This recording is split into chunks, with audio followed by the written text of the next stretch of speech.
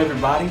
I am really excited about our new series of lessons that we're going to be having on Sunday nights. We're calling them Victorious. I think it's an important series of lessons for us because we've endured a lot of losses lately. The last year has sort of felt like one defeat after another It's almost like all of you have joined me and become Cubs fans, right? But seriously, one of the problems with being defeated again and again and again is that it can become kind of a state of mind. We just assume that we will be defeated, so why bother trying? Why try to accomplish anything? And so we stop trying, we stop fighting, we stop pressing forward with our faith. And that's very dangerous, and we don't want to go down that road. So we're going to spend a few weeks talking about how we can be victorious in our lives. And I want to start tonight with our key verse, which you see here is 1 Corinthians chapter 15 and verse 57, where the Apostle Paul says, "But thanks be to God who gives us the victory through our Lord Jesus Christ." Now in context, here in 1 Corinthians 15, the Apostle Paul is talking about the challenge that death presents to us, because it's a reminder that even in death, this foe that none of us could ever actually defeat, we still have victory because of Jesus. But we need to remember that Jesus also has overcome this world. He is Lord and Creator. And if we have victory through Jesus over death, then surely we can have confidence in Him to also carry us through to victory in our daily struggles. Tonight, we're going to talk about how we can be victorious in general. And then in the coming weeks, we're going to look at some specific challenges that come along as we run this race of life. We're going to look at an example tonight that we sort of looked at a couple weeks ago, but we're going to approach it from a different angle, with a different perspective. I want you to grab a Bible, and I want you to open it to 1 Samuel chapter 17. The last time we were here in this chapter, we were looking at Saul. And we were looking at how Saul, as the king, was hoping that someone else would come along to take care of the problem that was Goliath. And eventually, David did. Tonight, though, we're going to look a little closer at exactly what David did in order to be victorious. Because there's a lot for us to take with us. There's a lot for us to use here in order for us to be victorious in our lives. So, how then can we be victorious? Let's look at the example of David.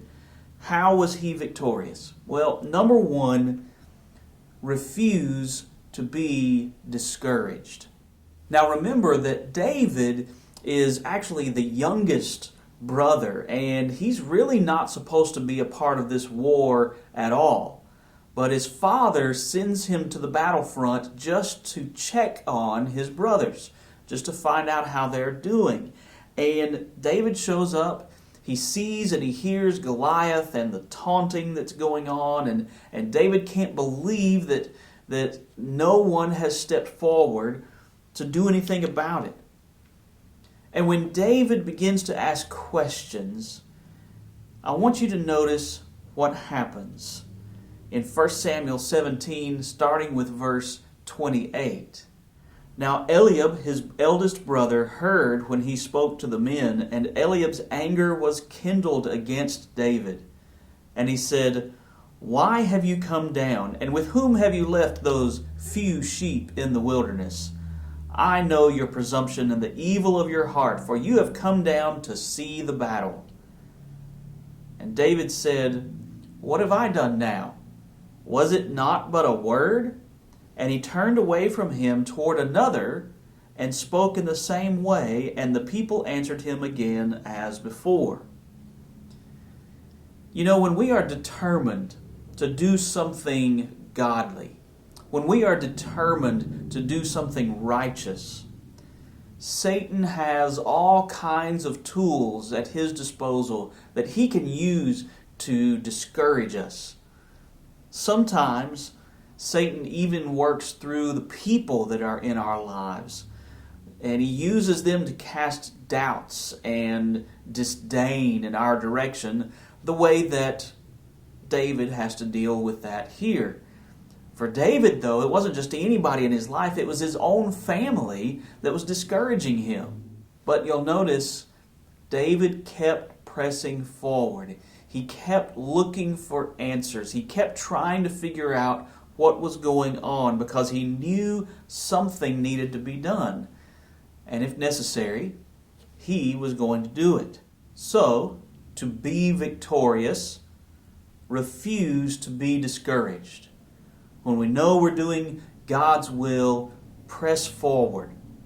And number 2, remember your past victories.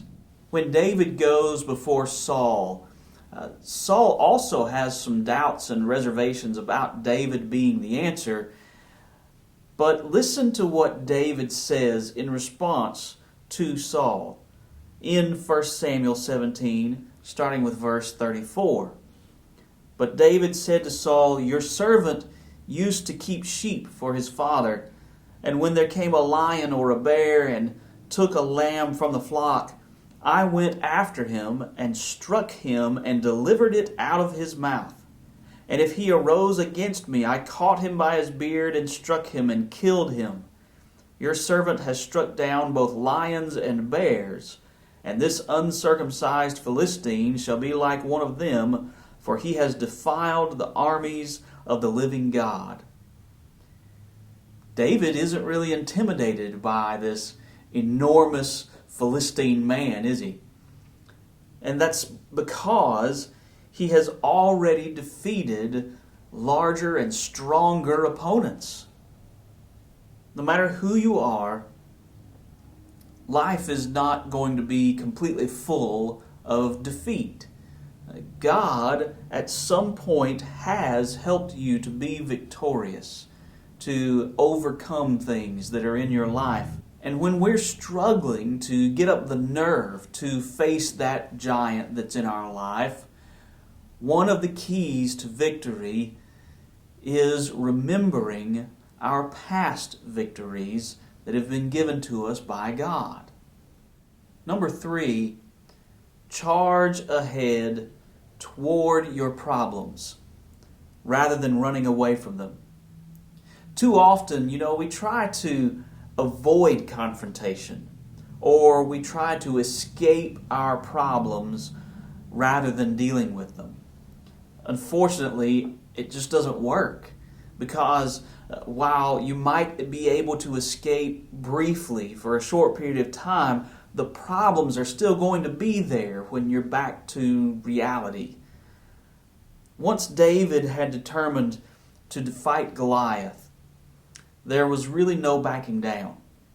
And when he walked out onto the battlefield, I can imagine that there might have been some trepidation at first, especially when he saw just how enormous this man really was as he stepped forward and stood so high, walking across the battlefield toward David.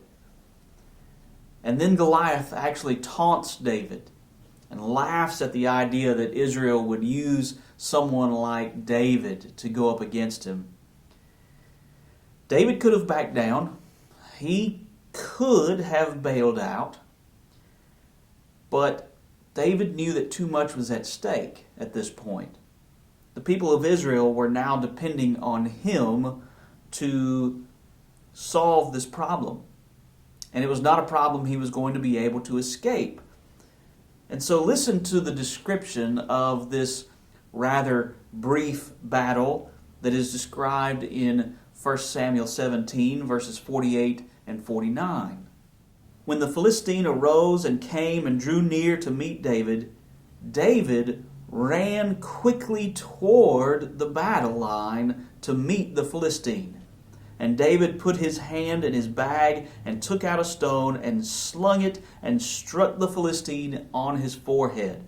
The stone sank into his forehead, and he fell on his face to the ground.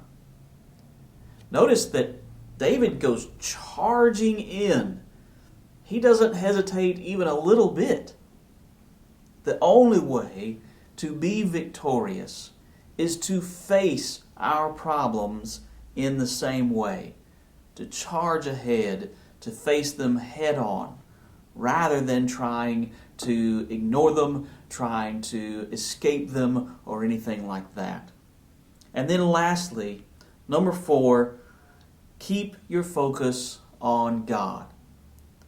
Saul and the rest of the Israelite men looked out and they saw on the battlefield this impossible foe, this monstrous man that could never be defeated. David, though, doesn't seem to care how big Goliath is, does he? He doesn't really care how trained Goliath is at warfare, even though Saul tries to warn him. David doesn't care how much older or smarter or more skilled at anything Goliath might be. Listen to David's focus as he walks out onto the battlefield in 1 Samuel 17, starting with verse 45. Then David said to the Philistine, "You come to me with a sword and with a spear and with a javelin, but I come to you in the name of the Lord of hosts, the God of the armies of Israel, whom you have defiled. This day the Lord will deliver you into my hand, and I will strike you down and cut off your head. And I will give the dead bodies of the host of the Philistines this day to the birds of the air and to the wild beasts of the earth, that all the earth may know that there is a God in Israel, and that all this assembly may know that the Lord saves, not with sword and spear, for the battle is the Lord's, and he will give you into our hand." David knows exactly who's going to win this battle, doesn't he? He recognizes that God himself is going to win this battle. He knew exactly why he needed to stand up for the nation of Israel. It was for the sake of God and God's name.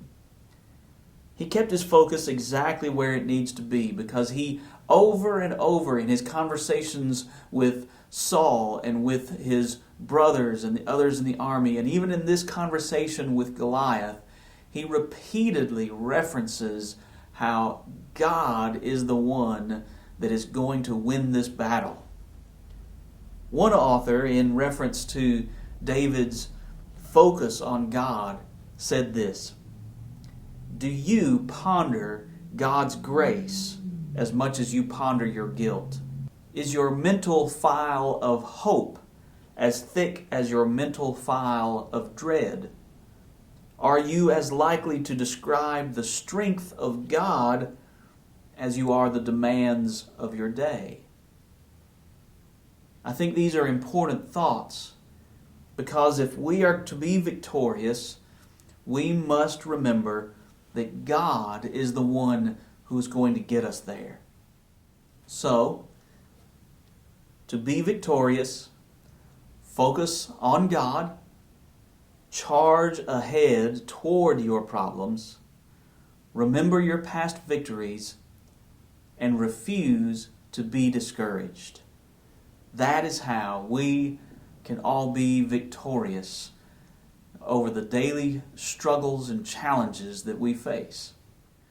I hope that you have been encouraged by this lesson tonight, and I hope that it is one that can help you to face the challenges that are in your life, because with the power of God, you can be victorious over those challenges. I hope that you have a wonderful evening, and I hope to see you again very soon. Take care.